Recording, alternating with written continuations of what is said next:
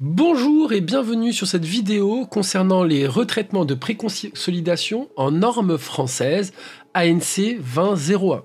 Je vous rappelle que ici cette norme est nouvelle puisqu'elle date de 2020 et elle est d'application. Vous avez différents types de retraitements, on va en distinguer deux, les retraitements qui vont être obligatoires et les retraitements qui vont être optionnels. On commence avec les retraitements obligatoires qui vont nous permettre d'harmoniser les comptes.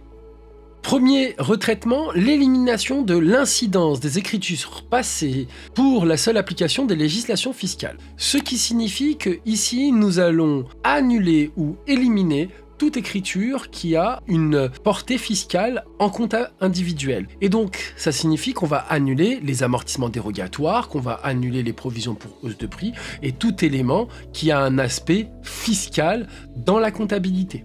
Deuxième retraitement, la comptabilisation des frais d'établissement en charge. Je vous rappelle qu'en comptabilité individuelle, vous avez plusieurs options possibles, notamment l'inscription à l'actif des frais d'établissement. Et là, notre rôle sera d'annuler ce traitement et de faire en sorte que tous les frais d'établissement soient inscrits en charge dans les comptabilités des filiales. La comptabilisation à l'actif des frais de développement, des frais de création de sites internet, ainsi que des droits de mutation, d'honoraires ou commissions ou frais d'acte liés à l'acquisition d'un actif. Encore une fois, je vous rappelle qu'en comptabilité individuelle, vous avez la possibilité d'immobiliser les frais de développement ou de les passer en charge. Vous avez la possibilité aussi d'immobiliser les frais de création de sites internet ou de les passer en charge. Et vous avez aussi la possibilité d'immobiliser les frais d'acquisition, notamment les droits de mutation, honoraires ou commissions, ou de les passer en charge.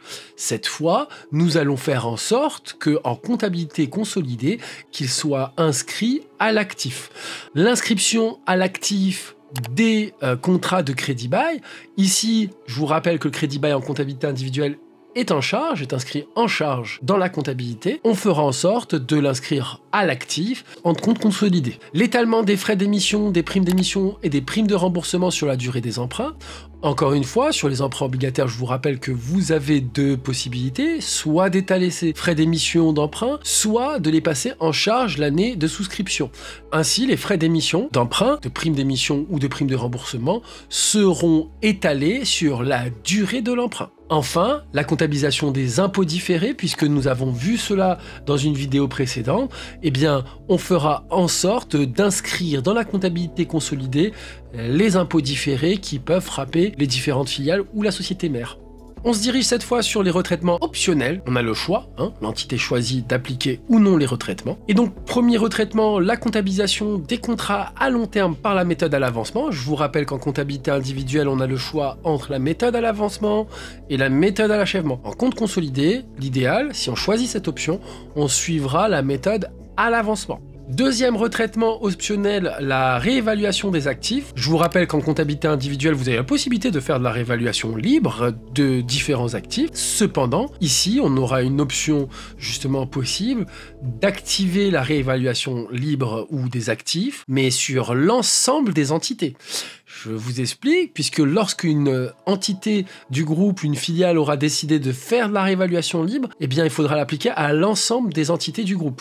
Dans un troisième temps, vous avez un retraitement optionnel concernant les emprunts non remboursables. Par exemple, une entreprise reçoit un prêt de 100 000 € avec une clause stipulant que ce prêt sera effacé si elle maintient l'emploi pendant 2 ans. Eh bien, on pourra requalifier cet emprunt en subvention à la fin de la période, bien sûr, si on respecte les conditions. Il faudra, si on applique cette option, ce retraitement optionnel, l'appliquer à l'ensemble des filiales du groupe. Enfin, dernier retraitement optionnel, les valorisations de stock qui peuvent se faire soit en méthode LIFO, Last In, First Out, FIFO, First In, First Out, ou CUMP, coût unitaire moyen pondéré.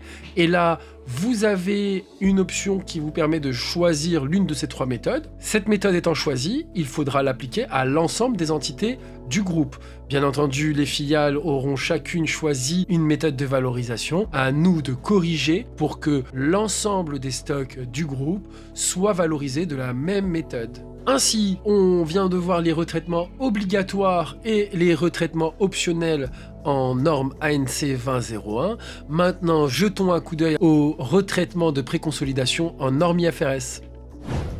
Concernant les retraitements de préconsolidation en norme IFRS, Eh bien, certains retraitements étudiés en ANC 2001 sont obligatoires en IFRS, notamment l'élimination des écritures fiscales, le passage en charge des frais d'établissement, et là on ne pourra pas les mettre en IMO, la comptabilisation de certains coûts à l'actif, les frais de développement, les sites internet, les droits de mutation qui devront être obligatoirement inscrits à l'actif, le crédit bail ou location financement qu'on nommera en IFRS droit d'utilisation, les prestations de retraite et engagements assimilés, puisque en comptabilité individuelle, vous avez le choix entre la mention en annexe et l'inscription à la provision, alors qu'en norme IFRS, vous allez devoir les inscrire en provision.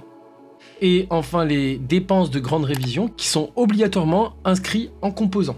Puisque je vous rappelle qu'en comptabilité individuelle, les dépenses de grande révision peuvent être inscrites soit en composant, soit sous forme de provision. Là, on devra les inscrire que sous forme de composant. On se dirige sur les retraitements optionnels, puisque pour les stocks, ici en norme IFRS, vous aurez le choix de passer soit en CUMP, soit en FIFO-PEPS, First In, First Out. Et donc là, il faudra passer vos stocks en CUMP ou en FIFO. Ensuite, comme en ANC 2001, la comptabilisation de la réévaluation libre. Et enfin, la comptabilisation des contrats à long terme par la méthode à l'avancement, puisqu'on a le choix entre avancement ou achèvement. Là, on suivra la méthode à l'avancement.